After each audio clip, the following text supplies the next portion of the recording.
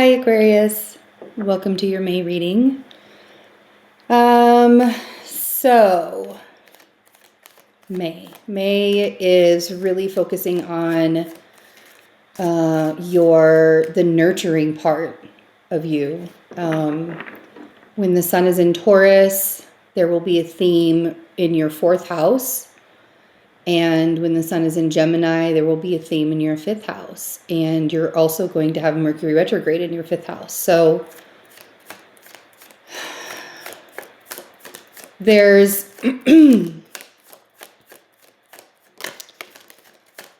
there's a need to grow up during this time. The lunar eclipse in Scorpio is showing you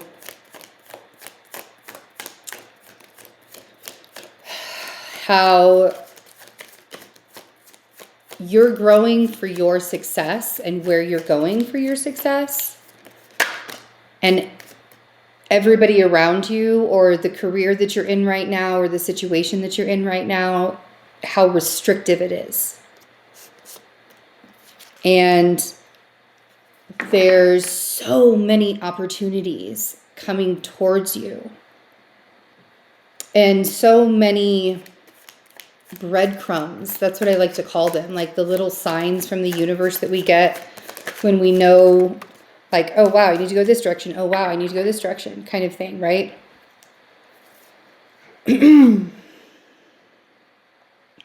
But being honest with yourself sometimes can create a lot of pain, because you have to process wounds and emotions and all of those things that come up when big change happens in our lives. So, and I mean, it's not fear-mongering when you're saying yes, the eclipse season will produce change in your life. It's only a fear if you are scared of change, and fixed signs can be easily scared of changing things in their lives. So that's what this is for. This reading is allowing you to look at change in a different kind of way, in a different perspective. The Five of Swords is leading May for you. And the Five of Swords is, yes, it's about not trusting other people, but the reason why you don't trust other people is because you don't even trust yourself. And that's kind of a hard truth to come to sometimes. Hold on one second for me. Okay. So we have the Five of Swords, and then we get the Ace of Pentacles, and we get the Ace of Cups.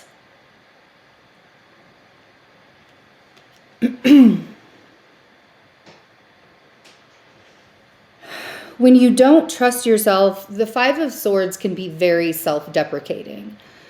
And when you don't trust yourself and you don't trust that things are going to work out okay, you can't see the gifts in front of you that are being revealed to you. And this is a time where we want to focus on the path that we want to go on. And we also need to focus on the self-care that we need in order for us to be healthy to go on this path, that we want to go on. So, Page of Swords, bottom row, Three of Swords, and the Queen of Swords. Wow.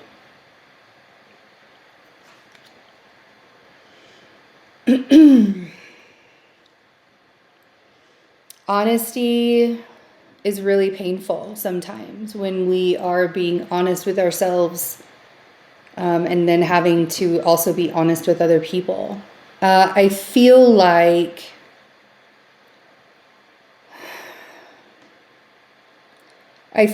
there's a conversation that is had in May that is extremely painful. Like, that Page of Swords literally takes that sword and jabs it into the Three of Swords.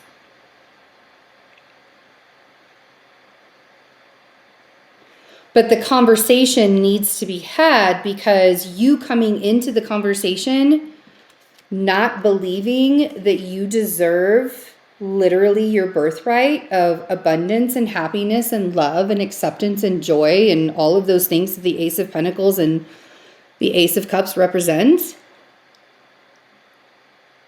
But the Five of Swords is saying that you don't believe that. Not even a little.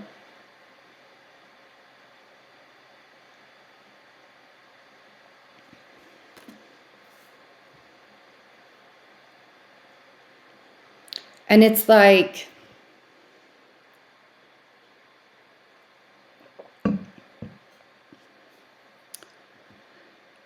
so deeply embedded into that Three of Swords, that self-deprecation, that what you don't recognize is that that's not the reality. Whatever it was that was said to you, or whatever it is that's being said about you, you have to be able to find the truth in it. And sometimes that truth has to be that we're all human, living a human experience, right? We're all just living this human experience. And sometimes we don't really know what's best. And sometimes we don't necessarily make the right decisions or necessarily have the greatest choices to make the right decisions. And that holding yourself hostage based on the past and the things that you've done in the past can create such a blockage to your future that it's like you can't even get out of it. I'm surprised that there's not like the Eight of Swords and the Nine of Swords and the Ten of Swords too, because that's very much what this feeling is. The thing about it is, though, is the universe is just sort of like sitting here waiting. And I do want to remind you that the universe doesn't wait very long for us to show up for the things, you know. And there's a lot, and like I'll even admit it to myself, there's a lot of times that even I have not, you know, pushed the button or made the change or did the thing at the time that I probably should have done it, and I missed an opportunity. And that's when we end up regretting things in our lives. You know, the people who are on their deathbed and they don't regret anything in their life? Those people say the reason why they don't regret things in their life is because they loved and they did what they wanted to do and they lived their life to the fullest, whatever that fullest is for them. And it wasn't about hoping and wishing and waiting to do things in life. It was about just doing them for the sake of their own soul. But there's not many people that can say that they lived their life well and not for the others, right? And it's not easy when you are a fixed air energy to shift that perspective, right? Your focus is on the information that you currently have. Your focus is on what it is that you're doing right now. And when it doesn't look so good, that can spiral out of control when you think too much and you get in your way, which would be the Five of Swords, right? The spiral.